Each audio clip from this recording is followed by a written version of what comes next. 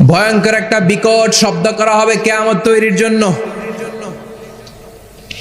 ওই শব্দটা বাজানোর জন্য রব্বুল আলামিন একজন ফেরেশতা বানিয়েছেন, নাম হলো ইসরাফিল।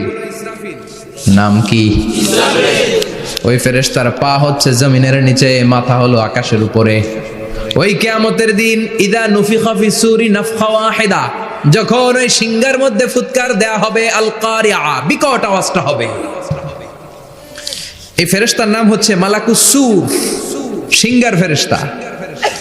এই ফেরেশতার নাম ইসরাফিল। ফেরেশতার নাম সবাই বলেন। এই বিশাল ফেরেশতাকে তিনটা হুইসেল দেওয়ার জন্য আল্লাহ বানিয়েছেন। কয়টা? সবাই বলেন। তার ডিউটি হচ্ছে তিনটা হুইসেল দিবে, হর্ন বাজাবে তিনটা। গাড়িতে সামনে জ্যাম হয়ে গেলে ড্রাইভাররা কি করে? হর্ন দেয়। সে একটা হর্ন দিবে, একটা হুইসেল দিবে, একটা ড্রাম বিট বাজাবে। ওইটাকে আরবি